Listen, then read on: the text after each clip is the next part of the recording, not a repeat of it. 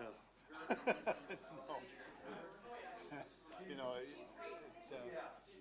when I'm sitting out of an election and the other people are fighting for it, that they're going to improve everything. Sure. Yeah, They're going to do it way better. Well, that's what my opponent, she's in the papers on, oh, I'll do this, but I'll be much better than George. Yeah.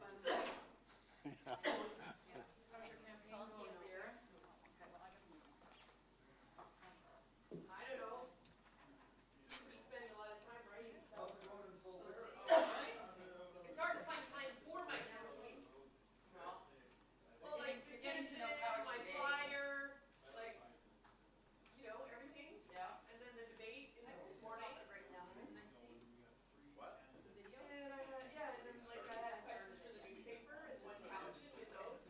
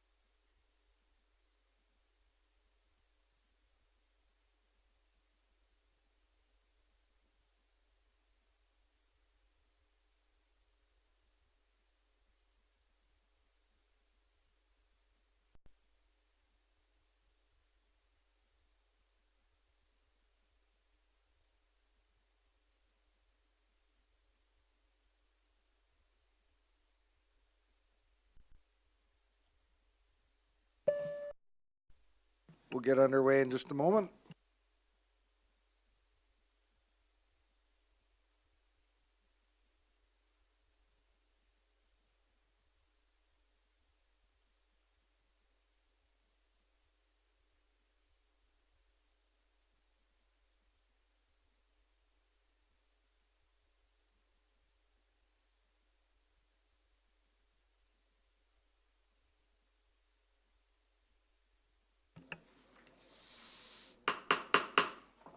Good afternoon, everyone. My name is Ian Morrison. I'd like to welcome you to the regular meeting of the Electoral Area Services Committee. I'd like to just briefly note that this meeting is taking place in the unceded traditional territory of the Coast Salish people. I'd like to note to everyone that you should have received an add-on for item R1 on the agenda. And I'd like to ask committee members, staff, and people in the gallery to, if you have an electronic device with you here today, to please put it on silent. So with that, the agenda has been distributed. Does anyone have anything that needs to be added to the agenda? Or could I have a motion to approve the agenda as presented? Moved by Director Yanni DiNardo, seconded by Director Acton. Call the question. All those in favor? Those opposed? Motion carries. Item 2, adoption of the minutes of our last meeting, which happened September 19th. Moved by Director Davis, seconded by Director Yanni DiNardo. Any discussion? Call the question. All those in favor? Those opposed? That motion carries. Any business arising from those minutes, Mr. Blackwell? There's no business arising. Excellent, thank you. Item number 4 on the agenda, public input period. And I think we have it, the public input policy going up on the board at some point. Staff are helping us with that. And would ask if there's any members of the gallery that would like to provide input to the committee on items on today's agenda.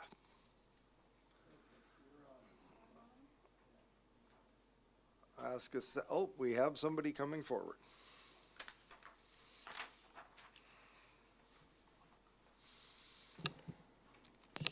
Good afternoon, Mr. Chairman and directors. I noticed on the agenda today that once again we're seeing a lot of verbal reports, and I speak quite often to the fact that for public information it's much easier if these reports come in a written form for people to have a look at later on and not have to sit through video and try and figure out where in the video that information would lie. I also have a question in regards, and I'm not sure, Mr. Chair, and you can maybe tell me if this is an appropriate time to ask the question. You're going to receive a report on the cannabis activity update report, and I have a question related to an application that was made in Area B for a licensed grow-up. They're looking for a rezoning. It would be a spot rezoning. And I'm going to ask just for this part of it, and I'll just let me say, it relates to micro cultivation licenses. And all I would like to ask about that is the CVRD aware of the micro cultivation licenses? And Thank you for that input. Okay. Thank you. Does anyone else in the gallery like to provide input on matters on today's agenda? Ask a second time. Seeing no one else coming forward, next item on the agenda is item 8, which is reports. There's no delegations, correspondence, information items, so R1, and Ms. Rondeau isn't present today.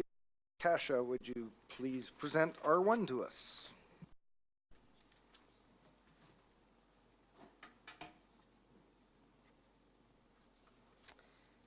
Okay. Hi, everybody. Good to see everyone again.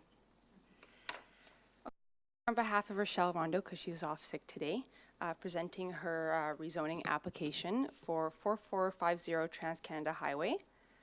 This application is to change the uses of a C1 zone, which you can see right here on the map. The lot is currently vacant. There used to be a gas station there, but the lot, from my understanding, has been vacant for quite a while now. Here's a picture of the site. As you can see, there's a pad remaining of where the gas station used to be. Overall, it's just overgrown brush at the moment. The current zoning only permits convenience store, gas bar, and a single-family dwelling that's accessory to those uses. And I believe there's a covenant actually registered on this property that doesn't allow a gas station until 2035. So the only actually permitted use on this site is a convenience store.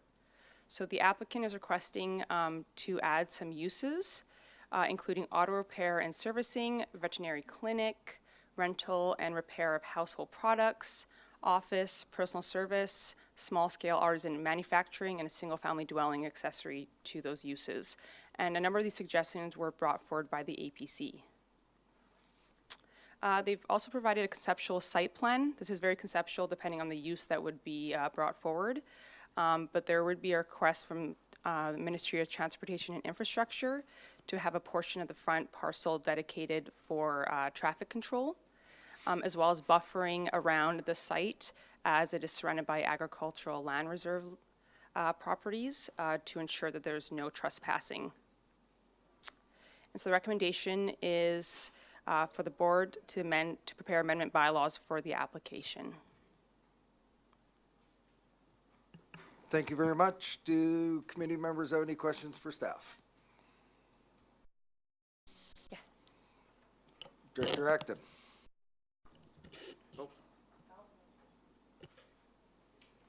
Go ahead, Director Acton. Thank you. I have maybe a comment and a general thing. Can you wait until we have a resolution on the floor then? If you don't have a question for Well, staff? it's okay, I can. Thank you.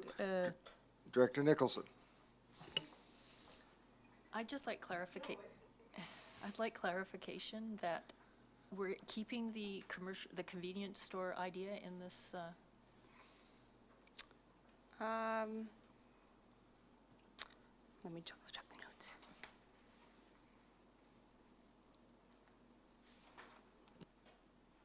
I don't actually see it listed as one of the uses. yeah, that's what I thought. Yeah. Yeah, it wouldn't be a very convenient place to, From my understanding, based on reading the report, it's not a recommended use Yeah. because of the traffic volumes that could be generated as a result of that use. okay, good. Before we go to Director Dory, Mr. Tippett, did you have something to add? You don't? Okay, thank you. Director Dory, questions for staff? Thank you. The previous zoning was very, very specific and with only one use. That's the first time I've seen something like that. But now this zoning, you know, going into the future, suppose the auto repair and servicing doesn't pan out, you know, should there be other uses that could be put on the property that are not going to be a problem for the neighborhood or for the area, so that it gives you more flexibility moving into the future? Or is it better just to wait for the future to happen and then they come back and address the issue? So that's basically a philosophical question, but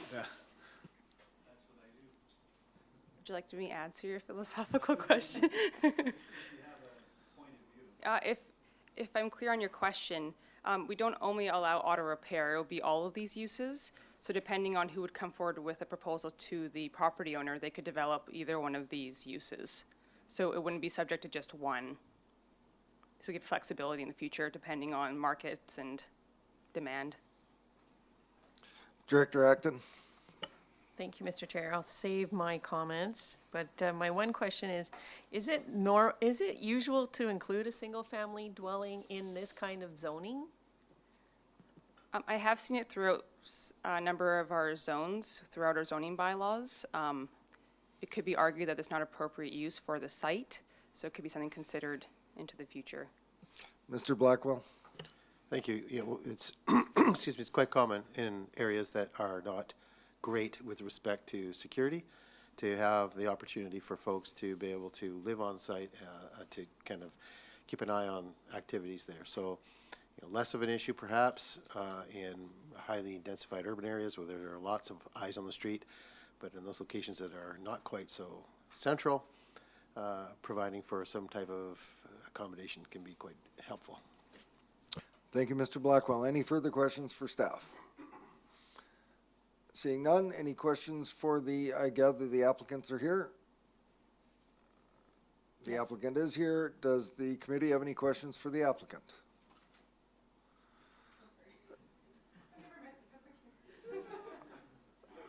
Do you have anything that you'd like to add to the report? No, I think I agree with Yeah. I think I've heard partial what was discussed here, and I know there was concern of one particular use, but that's obviously not the case. Very There's good. several, so. Okay, thank you very much. Turn to the director for the area. Move it. Move the recommendation. Is there a seconder? Seconded by Director Davis. Now, discussion on the motion on the floor. Director Acton? Thank you. I thought I heard 2035 for the gas station, which seems ridiculous because in 10 years we won't have gas stations anymore. We will be electric. And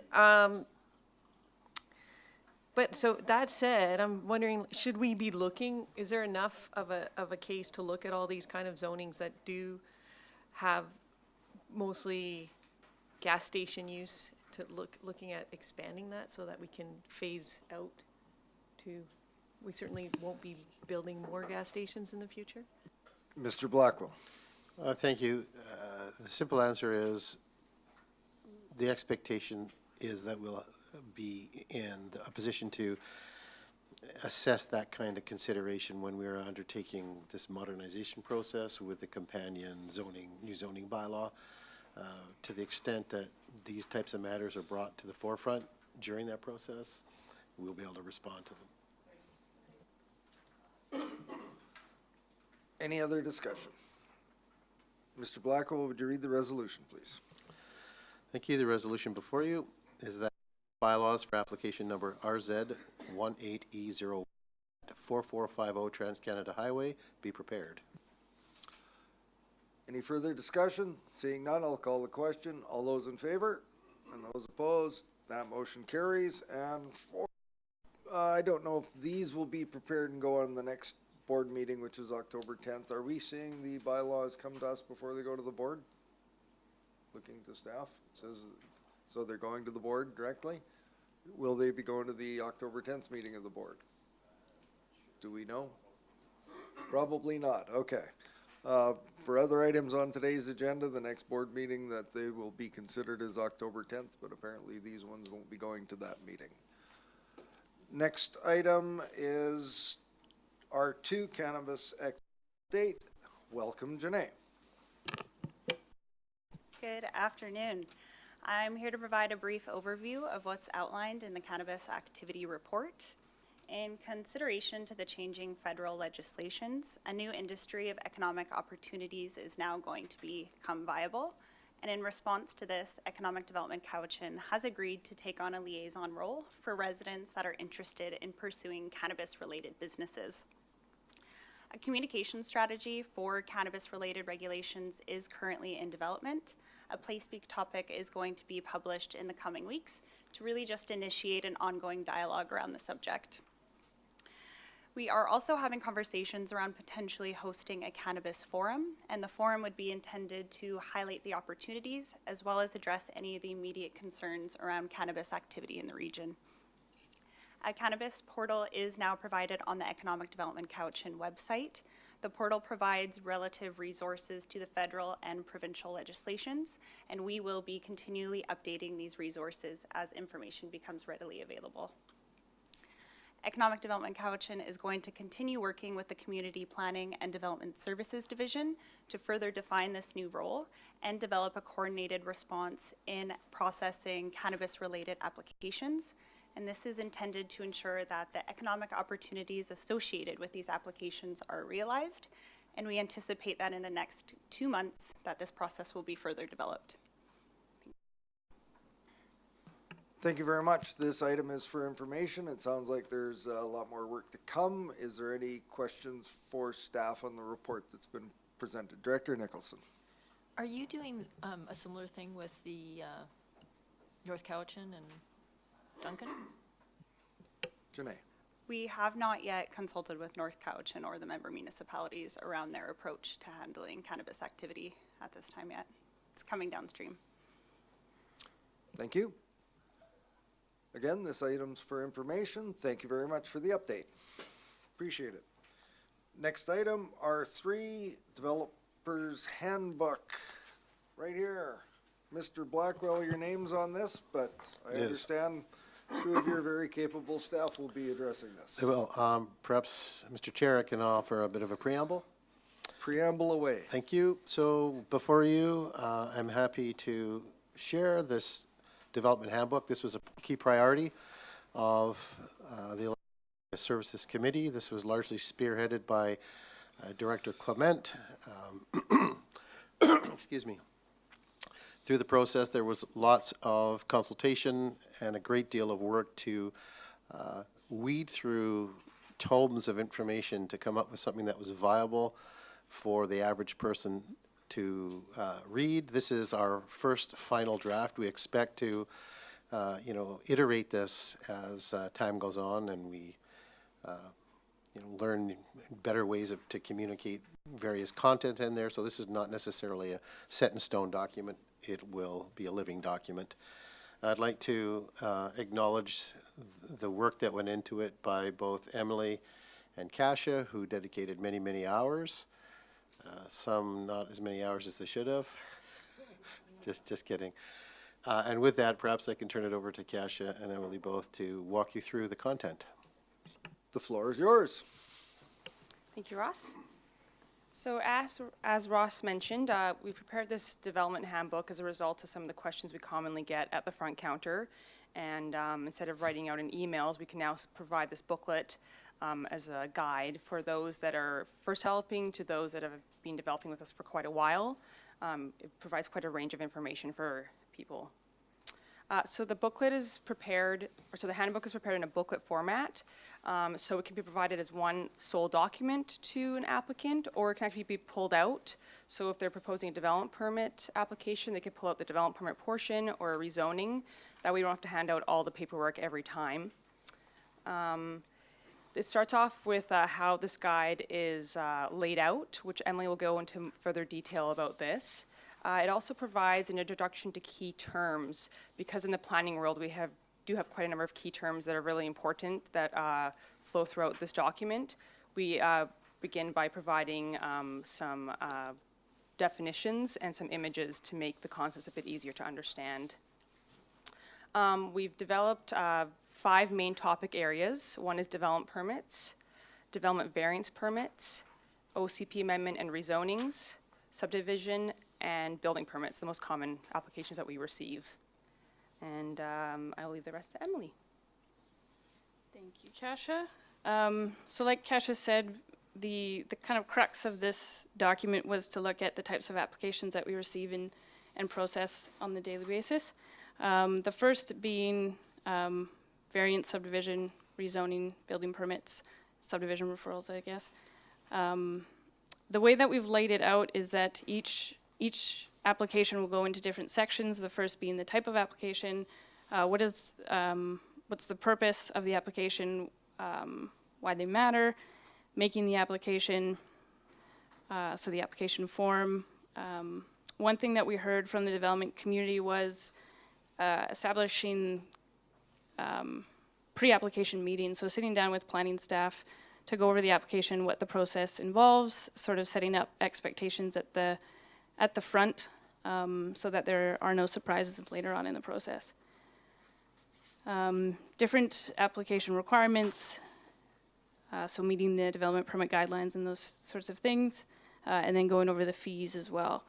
The third part of the each of those sections would talk about the approval process. So for example, let's just go back here. So in the development permit section, we talk about the difference between the delegated approvals and ones that are approved by the board, and just going over some basic language with those applications. So some of the sections will talk about the secondary suites, accessory dwelling units, and the differences between the two. Going over some of the more basic questions like what is a secondary suite?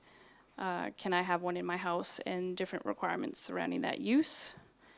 And then the last section, I believe, will talk about the different design elements. So this will have more effect for the form and character type development permits, going over site design, building design, landscape design, and lighting.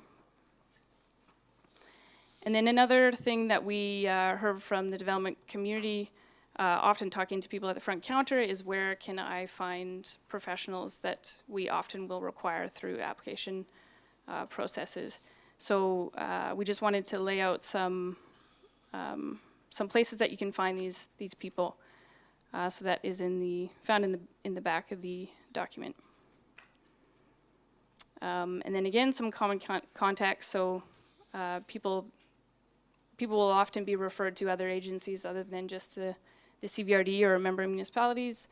For example, MOTI and the Agricultural Land Commission. So those contacts are all there and will be updated as needed.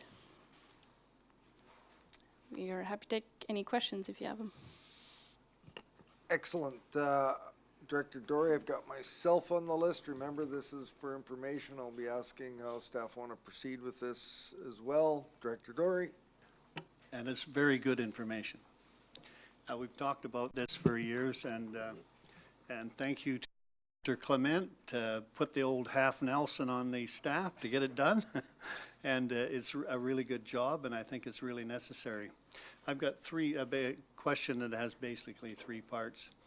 When people inquire about doing something, or when they come to the front counter, they'll get a response from here, and whether you're going to run off a hard copy or send them an email of how to do it, or they'll get an email question about it. You can use some of this, or when they get a phone call, you can give them information. So how will that work at the front desk, email, and phone call? Would it be as I said, or will it be slightly different, or is this information enough for initial contact? Or will you recommend, how is it going to work? Sure, I can try. So I guess the way that I understand it is the question is how we get our information to members of the public. Yeah, sure. So this handbook is really meant to be a resource for anybody that's wanting to look at it or willing to look at it. They will be available in hard copy at our office, but will also be found on our website. So like Kasia mentioned, it can be seen or read as a complete document, but can also be read independently. So having the different sections or chapters of the handbook is where we wanted to go with that. The digital version, we're hoping to have some links to other documents. So say, for example, the Agricultural Land Commission website and that sort of thing. But with everybody that comes to the counter, we do try our best to give them the information that they will need to either apply for their application that they need, or to just resolve the inquiry there. We also receive many inquiries through email or through the phone, but we always do our best to give them the information that they need. I don't know if that answers your question. Yes, pretty well. Got myself on the list, and Director Clement, and there's a little bit of specificity to my question, and it's because I've been waiting for this, and looks pretty good at first blush. A question that I asked, though, and I've just been quickly glancing through this, a scenario where someone comes in, and it could be something as innocuous as a building permit, and the scenario that's happened for one of my residents is they had no idea how important it was for them to disclose that there was a water feature on their property. And they thought it was far away from where they were citing it, that there shouldn't have been any issues. And I'm just wondering if that's a matter of course that staff are asking, that Is there a special feature, a water course, a drainage ditch? Is that something that's being asked when people are coming in the door? Because in this case, I think it turned into a 4 or 6 week delay for the individual because it turned out they were within the distance setback from the high water mark and it caused some delay. So can you help me with that? Certainly. So I'm sure, as all of you are very aware of now, the RER process is quite widely, it's very expensive through our area as we live in a valley. So we do receive a lot of applications that deal with water courses. One thing that we've just are in the process of starting at our front counter is an RER declaration form. So that would be used at the building permit stage, actually. So when an applicant comes in to build, prior to even talking to planning, often they will have to sign off a declaration that's independent of the actual building permit application.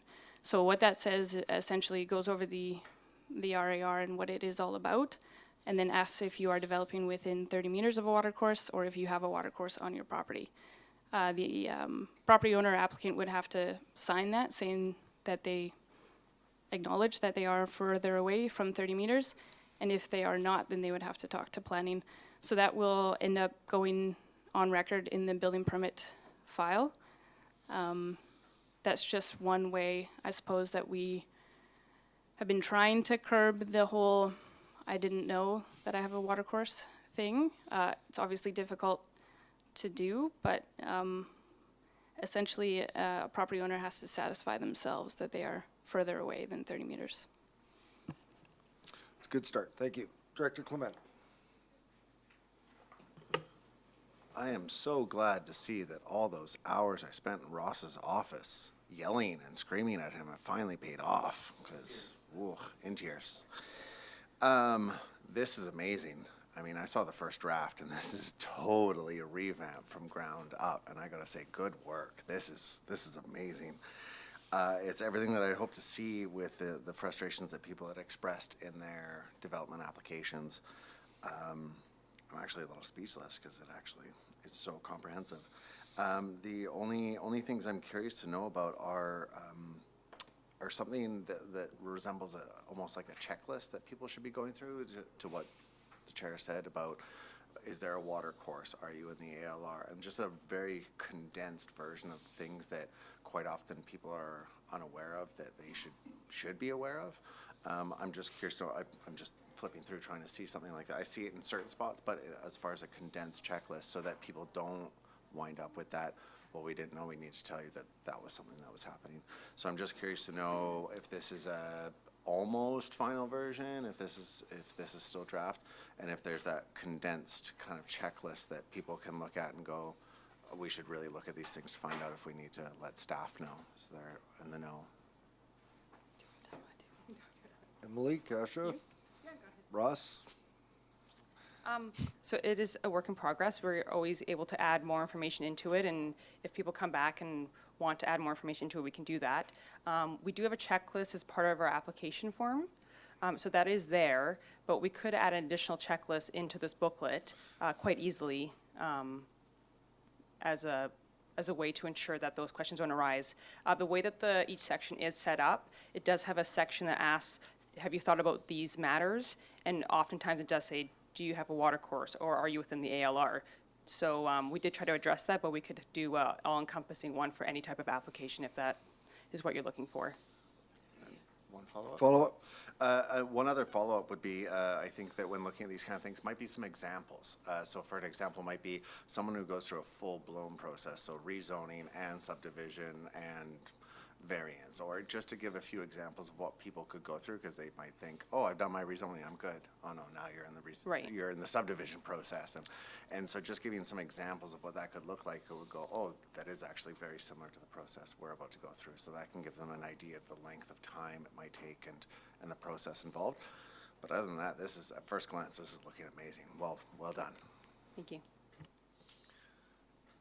Just before I go to Mr. Blackwell, and in consideration of what Director Clement has said, I think that it's very important, whether it's a consolidated checklist as part of this, I know that one of the major concerns that I hear from people going through a process is that unexpected, oh, yes, I do have a water course, or yes, I do require this, and a process with timelines, with contractors booked, with all of that, a delay of 3 to 4 to 6 weeks is very costly for a lot of people. So I would ask that that be considered as part of your revisions if you're looking at doing revisions. And I turn to Mr. Blackwell. And as part of your response, what are next steps on this? Where are we going with this? Thank you. Thank you. Excuse me. So certainly has been indicated, this is a work in process, in progress. That's not to say that, this is going to be hung up at all. This is going live now. This is it. But we need to be open to new ways, as I said earlier, to convey information better when we come across that, or voids in the information. We tried to find, or staff tried to find, the sweet spot. This document could have been twice as thick as it is now. It's not meant to replace staff. So we got to be careful that it doesn't come across in that way, that it's so comprehensive that they don't need to bother consulting with staff. It's meant as a support. So it's about finding the right balance between having the right amount of information, not too much. I think it's important to reflect on who is most inclined to use this. And really, it's the average person that wants to build a secondary suite or a garage or some other such thing. Seasoned developers that are sophisticated and are familiar with land development don't need this type of resource, but they're also the type of customer that really doesn't take much time relative to folks that are new to this kind of thing and have to find their way through it. They take a lot more time to be supported through the process. So this is largely targeted to help those folks, and less so the other group. So this will be going live immediately. I'm also happy to say that through our ongoing efforts, and I will tell you that they're not comprehensive efforts. These things are all done off the corner of desks based on capacity. But concurrent with this is the launch of an online application status tracking thing. I don't know what I would call it. It's planning jargon. You may not get that. It's a tracking tool, we'll say, that allows people to have a rudimentary understanding of where they are in the application process. Both this and that will help, I think, not only inform and support people through the process, it'll also free up lots of staff time that is also, concurrently taken up with answering questions like, how long is my application going to take? So that online application tracking, status tracking tool will be going live as well very shortly, within the next week or two. So at this point, that's about all we can accommodate in terms of improvements to our processes. I want to point out, though, that this is just a thin slice of the work that needs to be done to improve our processes. But hopefully this hits the mark for now for the committee. Thank you. Excellent. Thank you very much. Director Dory to close. Thank you. I wonder whether this thin slice is enough for a UBCM award for communication, where we're going out to the people in a simple method that's going to communicate what they need to do any kind of an application. It just seems like it's just a well-needed thing, and if other regional districts are doing something like this, they might like to see what we're doing. Thank you. Thank you, Director Dory. Next item. Thank you very much, ladies. Excellent report. Appreciate your hard work. Next item, R4, is it Mr. Dennison or gas tax, community works funds, water management?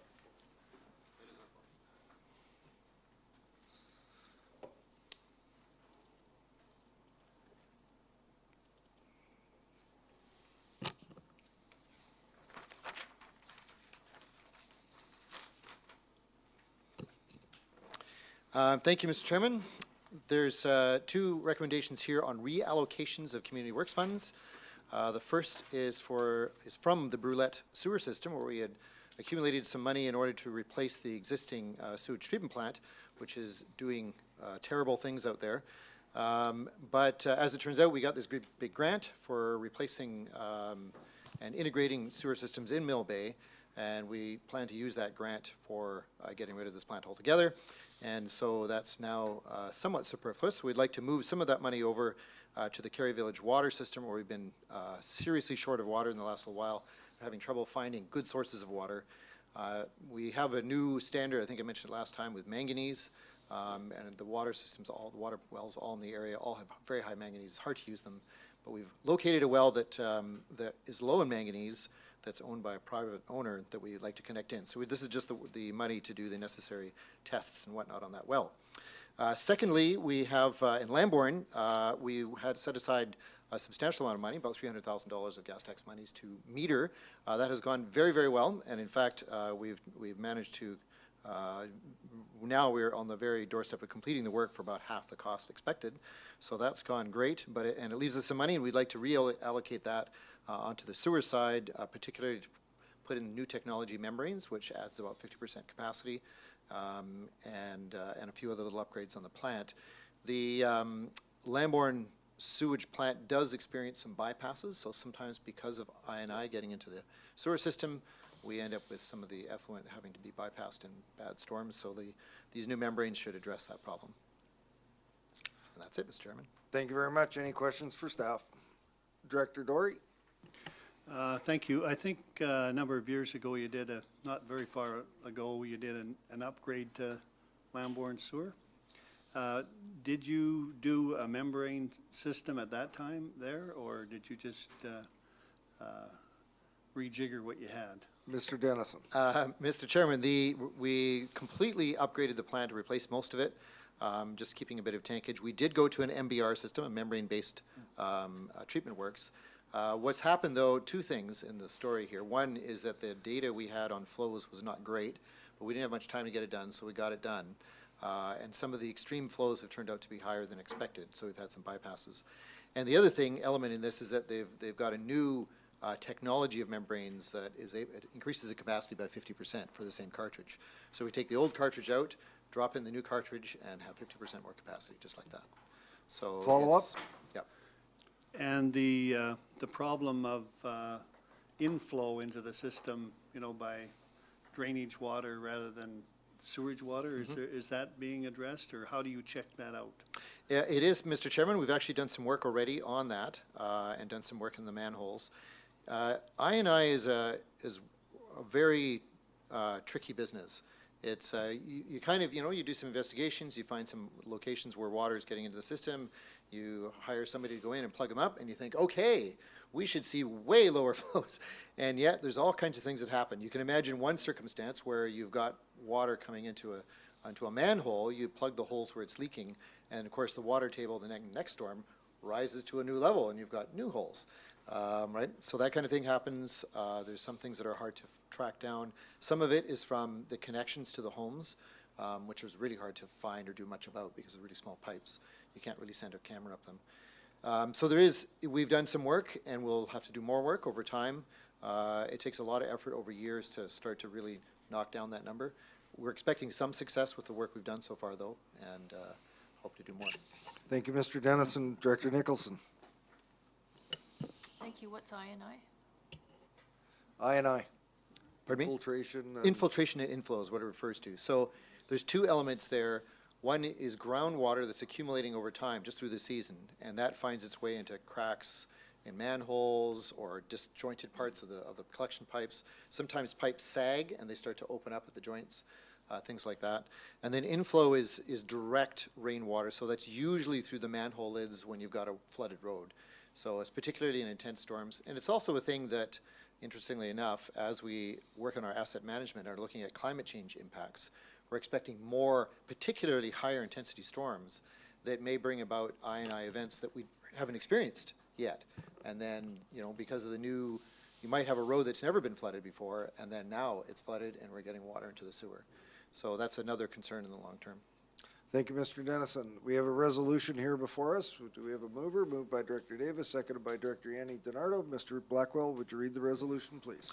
Thank you. The recommendation before you is that it be recommended to the board, one, that up to $35,000 of the Community Works funds allocated to the Brulette sewer system in 2017 be reallocated to the Cary Village water system for water treatment and new source evaluation. Two, that up to $149,307 of Community Works funds allotted to Lambourne Estates water system in 2015 be reallocated to the Lambourne sewer system for sewer treatment upgrades. And three, that the 2019 draft budget reflect these capital projects under supplemental items. Any further discussion on this item? Seeing none, I'll call the question. All those in favor? Those opposed? The motion carries. That'll go to our Wednesday, October 10th board meeting. Thank you, Mr. Chairman. Thank you, Mr. Dennison. Item 9, unfinished business. And we don't have Ms. Rondeau. Ms. Bagan. All right. This is regarding property at 1590 Cowichan Bay Road. This application went to the committee on September 19th, 2018, and a recommendation was passed. The development permit application be referred back to staff to continue discussions with the applicant to find a mutually satisfactory park lot configuration for proposed lot 11 and connector trail, and bring it back for future consideration. So I'm bringing it back today. So this is a proposed application that was first brought to the committee, and as you can see, lot 11 is where the park was proposed. This is the new proposal, as you can see in the black markings. And so the recommendation is that the development permit be approved. Director Yanni DiNardo. Seconded by Director Clement. Any discussion on this item? Director Yanni DiNardo. Mr. Blackwell, would you read the resolution, please? Thank you. The recommendation before you is that it be recommended to the board, one, that development permit application number DP18D01 at 1590 Cowichan Bay Road be approved, and two, that the general manager of land use services be authorized to permit minor revisions to the permit in accordance with the intent of the DP guidelines of OCP bylaw number 3605. Any further discussion on that? Director Dorey. Thank you. The proposed park dedication, that's going through by lot 11?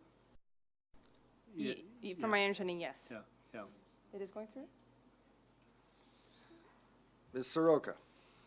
Thank you, Mr. Chair. The plan shows two approximate areas for park dedication. So one is in that corner lot, yeah. And the other one would be a trail corridor. And this is very preliminary at this time. And how about the proposed park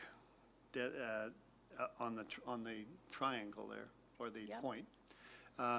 Is the developer, is he putting a trail through there, or he's just putting the park in there? And do we have a value on the amount of dedication that he's doing? And you know, is it a 5% thing, or is it the value of the property? And how was that done? Ms. Soroka. Thank you. It is, the Parks Commission worked on getting the land dedication, not cash in lieu. So the developer is providing 5% of the subdivision area for park. As well as do you have the a follow-up? Pardon me? As well as the park, or? That is the park. That so is yes, they are required to provide 5% park land dedication, and that's it. Okay, thank you. Any further discussion on this matter? Director Davis.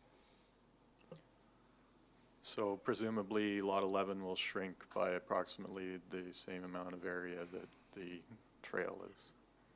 Yes. Thank you. Seeing no other hands, call the question. All those in favor? Those opposed? That motion carries. That'll go to the 10th. Director Yanni DiNardo. Mr. Chair, I just have a follow-up resolution as well, that the CVRD Parks and Trail Division continue discussion with the applicant and the Electoral Area D Parks Commission to find a mutually satisfactory park lot configuration for the rest area off of Cowichan Bay Road. That's at the top of a hill. They were considering the Parks Commission as a rest area there. So this is a recommendation for further discussion. Does staff have a copy of a resolution? They do. Is there a seconder? Looking for a seconder, second by Director Dory. Director Dory? And this rest area, where is it in relation to this subdivision? Along Cowichan Bay Road, you're coming up a very steep hill. So there has been seniors that have been requesting they have to walk. First of all, the roads are so narrow, but they're walking, they want to get out to walk, but they wanted a stopping point, so they wanted it by the road. And would it be on this property, the resting station, or is it? Well, that's what we're hoping. We want to continue that discussion. Oh, yeah. Because it is the 5%, how it's jigged or whatever, but I just want to continue that discussion. Okay. I've got two people on the speakers list, Director Nicholson and Director Acton. And remember, this is a resolution for discussion. Director Nicholson. I can't quite figure out where this is, but why didn't we go for a trail all the way along Cowichan Bay Road? That's not Cowichan Bay Road. Order. Oops, sorry. Does staff have a answer to that? Ms. Soroka? Thank you, Mr. Chair. A roadside pathway can be done at a later date. It doesn't need to be tied into this application. That could be done separately. Thank you. Follow up? Okay, so my question is, was it considered? Ms. Soroka? We did not discuss it at this point. It is in the Parks and Trails Master Plan as a long-term goal to have a roadside pathway connect from Cowichan Bay Village all the way up to Bench School, as well as other areas. So it is in the long-term plan. Thank you. Director Acton? I'm just a little confused as to where are you talking about this rest area and everything?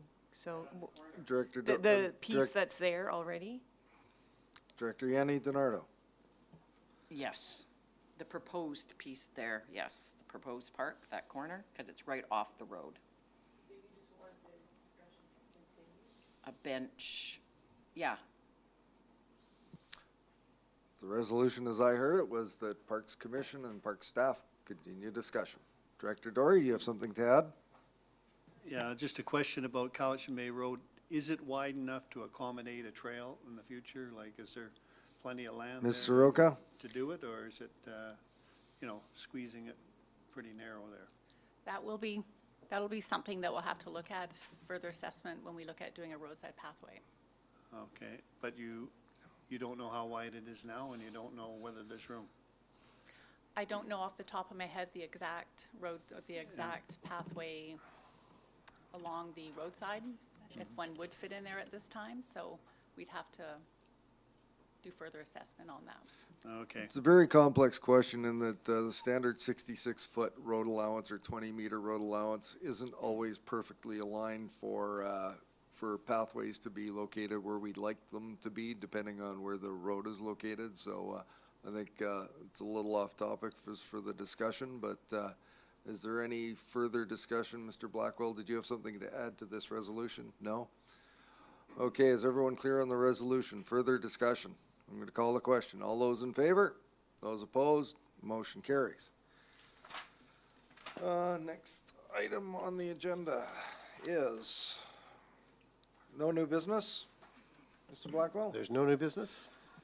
Now we come to question period. Is there anyone that would like to pose a question to the committee on this? And just before we get to that, I will just, there was a question posed to the chair at our last meeting in regards to could the land clearing bylaw provisions extend to residential property use? And I've done research, and the land clearing bylaw is a engineering bylaw that is enacted to address some of the issues around what to do with vegetation once it has been cleared from properties. There's provisions for curtain burners, grinding on site, that sort of thing.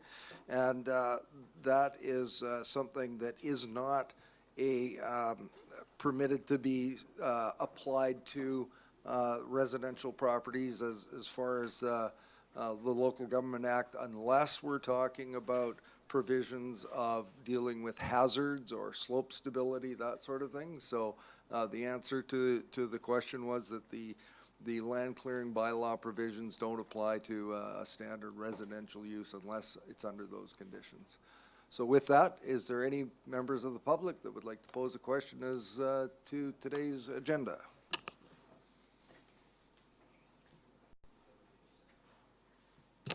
Thank you, Mr. Chair. I believe that was my question. So thank you for that answer. One caveat that I add to that was probably what was said earlier when talking about the developer's handbook would be when there's wetlands in the area, do they not have to have a development permit in that instance? I don't know what your land clearing question had to do with wetlands. If you're going to clear land on your property, you must make sure that it does not encompass riparian areas. Well, the or provincial wetlands. Regulations dictate that you shouldn't do works in and about a stream, and that continues today. Thank you. Very pleased to see the developer's handbook. It's a great piece of work that Kasia and Emily have worked on, and thanks to Director Clement and the planning management for bringing it forward. One of the things that we see is often people will start clearing their land before they get to the permit stage. How will this be put forward to the public so that it's out there and it's known? My understanding is exactly what you and I both heard, that this will be going live. It will be available at the counter. It will be available digitally, and my understanding is there's other tools that are being made available with this. So beyond that, we'll see how staff implement this on a daily basis with people coming through the door. Thank you. I think it would be great to be a standalone ad to get it out there because not everybody knows to look to the CVRD website. I had a brief look at the cannabis regulations that were referred to during the economic development, and I didn't see anything in there about the micro-cultivation license, and I'm wondering if the CVRD is aware of that and how it will affect zoning going forward. I think I'm going to have to take that question on notice. I know that some of the directors are aware of it, and I don't know what the staff are considering, so I will have to get back to you with an answer on that. Thank you very much. Is there anyone else that would have questions of the chair today on today's agenda? Good afternoon, Mr. Chair. I'm Cliff Evans from Shawnigan Lake. Welcome. Thank you very much, Mr. Chair. The answer to the question we had today, I think what came from a question I asked, and that was when new subdivisions go in or new developments, the one thing that I did talk about at the question period last EASC meeting was on landscaping. I believe that this board does have some input to do with landscaping, and that was that they don't plant trees of a species that are going to grow 50, 60 feet high and near driveways or houses of neighbors, so they don't put their neighbors in danger. We were discussing landscaping, I believe, at that meeting. So, Mr. Evans, I reviewed the video, and yes, you did pose that question, and I believe my answer was that the committee, and at least me as an individual director, were not interested in pursuing the individual treatment of landscaping and the regulations that we would have to bring in force to have that sort of impact on people's private property. So I did answer that question, and as I said, I'd reviewed the tape. The question that I answered at the beginning of today's question period was specifically in regards to to Ms. Kaufman's question. Okay, thank you very much, Mr. Chair. Mr. Chair, on, which one is that? The Gas Tax Community Works Fund. Mr. Dennison was stating that they were going to drill a new well for the Brulette place. That was number one. And they were going to do tests. Are they going to do a complete spectrum of tests that they test for nitrogen, mercury, arsenic, and other metals? And these tests are very, very expensive, but I think it's really worth investing the money in these tests, is it not, rather than have surprises later on and having to close a well down? Mr. Evans, I believe you posed that question to this committee and myself before, and the staff do exhaustive testing on new sources, and my understanding what Mr. Dennison has explained is I think they had found a source that they were already contemplating and were in negotiations with them. Absolutely, there's exhaustive testing done on any sources for public drinking water, and I've seen results of tests myself, and I believe they're to be quite thorough. Mr. Chair, where are the results of these tests published? I would have to check with staff, but if you were interested in that sort of information, you could certainly go next door and make an inquiry at the counter. Mr. Chair, as I've stated many times, this is a public meeting, and the information is not only for me, but for all the public and all the viewers. Yes, you've stated that. Thank you very much. Any further questions for staff or for the chair? Seeing none, I believe there's no closed session. Motion to adjourn. Moved by Director Yanni DiNardo, seconded by Director Kuhn. All those in favor? Opposed? Carried.